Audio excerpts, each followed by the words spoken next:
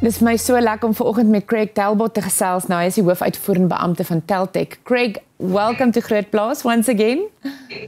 Hi, good morning, Mia. We really appreciate your time this morning. Greg, I think if we look at livestock farming at the moment, just before we get into the nitty-gritties, how is it going with livestock farming in South Africa at the moment? That's a big challenge at the moment. The cattle price is really low. We're in a very dry period. The drought is really getting to a lot of farmers, a lot of veld fires. So it's a tough time in our cattle industry and livestock industry currently. Yeah, yeah. The thing is, I think if we look at, obviously we have got to move as the time goes. And I think there's a lot of switching that's taking place and people are adapting. When it comes to technological advances, what significant advances is there at the moment that's playing a big role and helping a little bit, if I can say it in that way? Sure. A lot of technical advances. We just celebrated our 50th birthday as a company. And advances over the last 35 years that I've been in the industry are scales. Definitely electronic scales are helping farmers to collect data. A more recent one on the technology is tags, ear tags. The advances on ear tags have been enormous. I think the entry level to purchase these electronic tags, the price has been stable. There hasn't been much inflation growth on that, so that's becoming more affordable to farmers. Yeah. But in the last 2-3 years, the tag technology, we all know that we have like these accelerometers in our cell phone, yes, which can detect movement. And these are coming more and more prevalent in ear tags for animals. It's been around a while for dairy industry, but it's becoming more affordable for even beef farmers. And with this technology, it's absolutely amazing. I only found out about this technology earlier this year at Nampo. Yes. Where these tags can measure things like cows chewing cud. So they'll be lying down or what do you term that in Afrikaans? Herkou. Yeah, herkou, yeah. Herkou, yeah. So chewing the cud, that's an important aspect when it comes to cattle. And you can determine, there's a lot of data that they're getting, and especially with AI, how the cows are moving around, when they are eating and when they're lying down and chewing cud. And that's giving them information about their health. And if they're sick, yes, all these variables change. And I think that's just amazing technology that's coming into the industry. I think that the costs will come down as technology gets adopted by the big role players. It starts to become a bit cheaper and a bit more affordable. So we're very excited about that as a company. Another technology is genetics. Yes, absolutely. Genetics have definitely, there's more companies that are doing genetic testing. And again, that is making it a bit more affordable. Genetics is one of those things. I mean, the DNA data is massive. So to determine which DNA molecule is the one that's doing the sexing or now hot topic on everybody's lips is feed conversion. Yes. So it's to determine now which animals have got the best feed conversion, because that just helps for economies of scale. And they're doing it already now with dairy animals. They can do sexing of the embryos so that they only get females. So genetics is a new area. So there's a lot of things happening in the market at the moment. When we look at South Africa's livestock industry, how do you think we are comparing at the moment internationally? So South Africa on a management side and on a knowledge side, we we're very well placed. We've got a lot of knowledge, but we're not falling into what the international market wants. The international market wants traceability.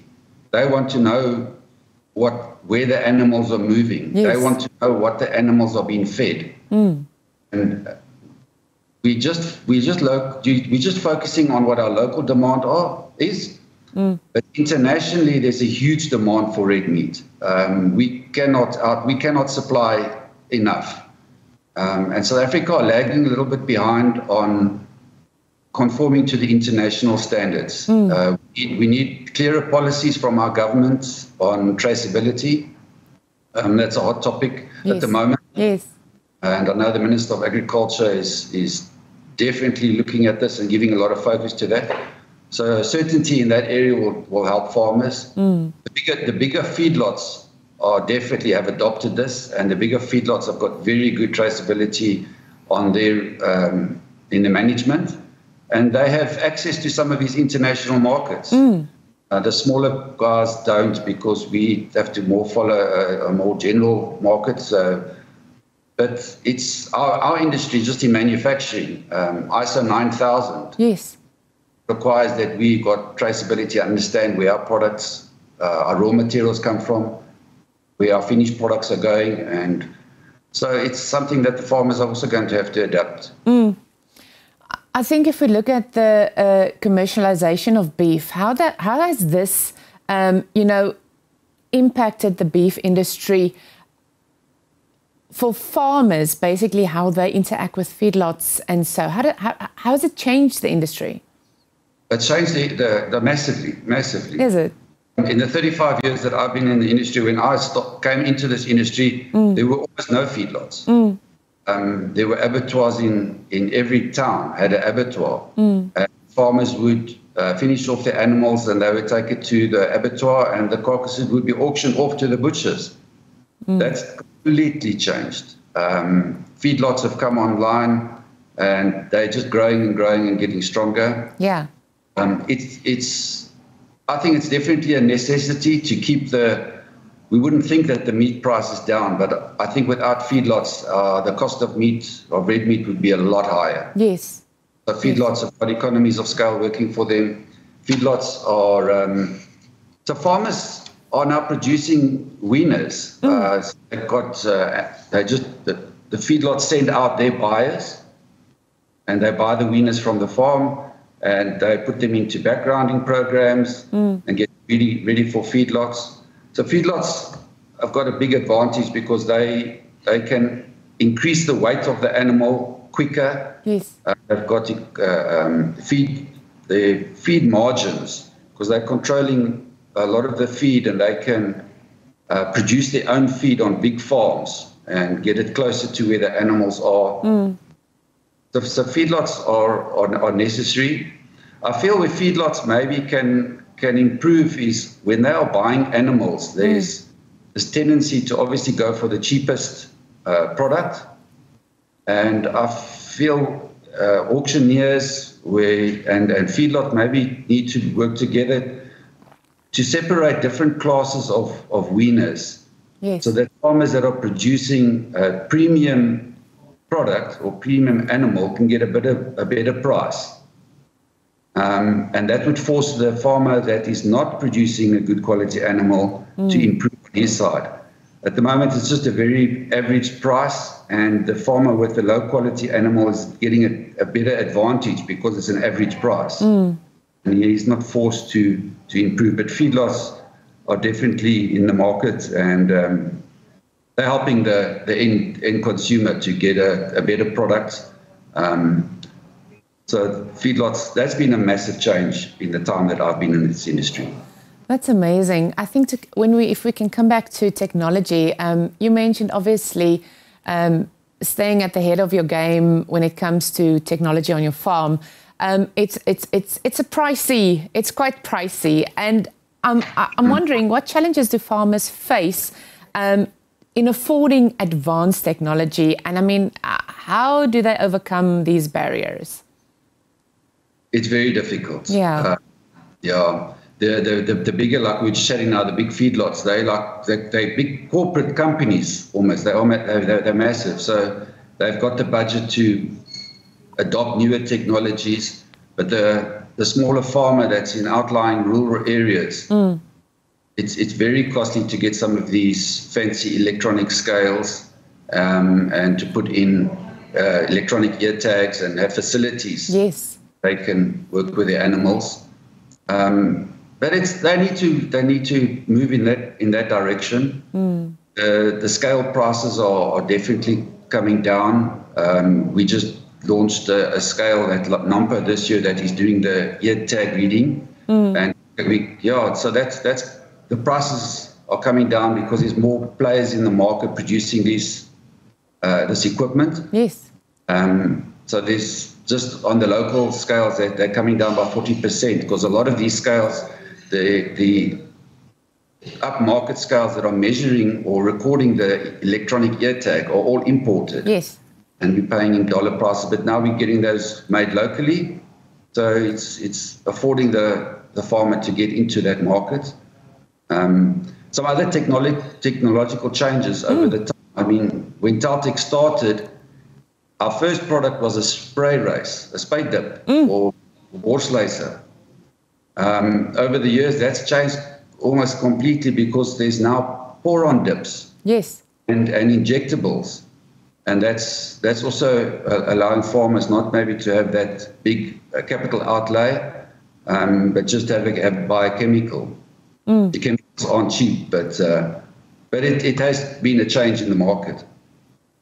That's absolutely true. I think if we look at the future, and we've got about a minute and a half left, if you can just summarize for me, what role do you think that stuff like sensors and robotics and data analytics, what is it going to play in the future? Is it going to become bigger?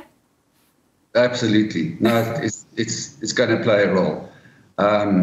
Temple Grandin, she's brought out books on animal handling and humane dealing with animals.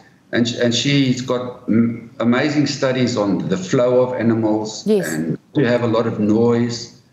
And we need to take advantage of some of these ideas that she's put out there. So I think things like automated gates and automated sensing. So as animals move through kraals, they need to do it freely and not be chased and forced. And automatic sensors and gate motors. This technology is becoming more and more accessible. Absolutely. And us as a company will be making automated gates that people can put into their existing kraal systems. I definitely see that as a future trend. Greg, it's always so much fun talking to you and just getting like a future view of, what we can expect. Thank you for your time this morning. I really appreciate it.